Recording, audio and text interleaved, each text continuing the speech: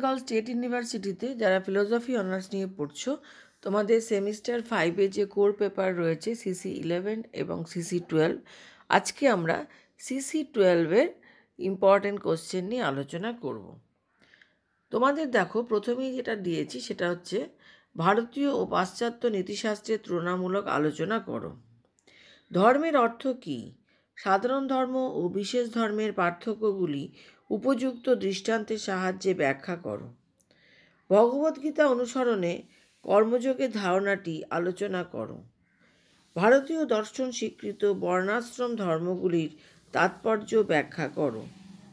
অহিংসা প্রত্যয়টি বৌদ্ধ ও জৈন দর্শনের প্রেক্ষিতে ব্যাখ্যা করো। পঞ্চমহাব্রত উল্লেখপূর্বক প্রত্যেকটির ব্যাখ্যা দাও। অহিংসাকে পরম ধর্ম বলা হয় কেন? ভগবদ্গীতা অনুসরণ করে নিষ্কাম কর্ম আলোচনা করো। এই প্রসঙ্গে নিষ্কাম ও সকাম কর্মের মধ্যে পার্থক্য লেখো। স্থিতপ্রজ্ঞের প্রধান লক্ষণগুলি উল্লেখ করো। ভারতীয় দর্শন স্বীকৃত বিভিন্ন পুরুষার্থগুলি ব্যাখ্যা করো। মোক্ষকে কেন পরম পুরুষার্থ রূপে স্বীকার করা হয়?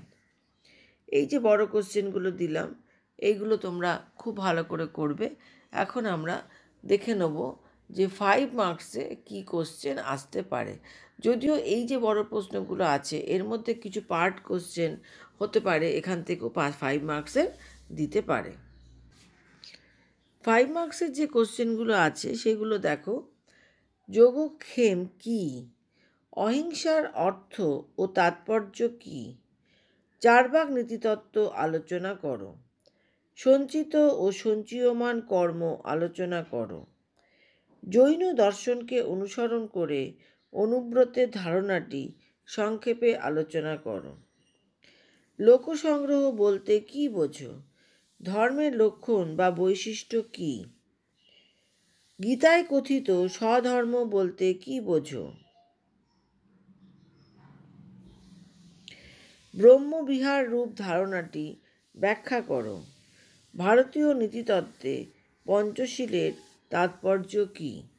এই যে 5 মার্কসের কোশ্চেনগুলো দিলাম, এগুলো কোনোটাই তোমরা ছাড়বে না, বাদ দেবে না, সবগুলোই তোমরা করবে। এবং 15 মার্কসের যদি এই টোটাল সমস্ত কোশ্চেন করো, আশা করি তোমরা সবগুলোই কমন পাবে এবং খুব ভালোভাবে লিখবে। তোমরা যারা আমার পুরনো ছাত্রছাত্রী তারা তো তোমরা জানোই যে আমি মোটামুটি যেগুলো তোমাদের বলে দিই সেগুলো তোমাদের অসুবিধা হয় না পরীক্ষার হলে।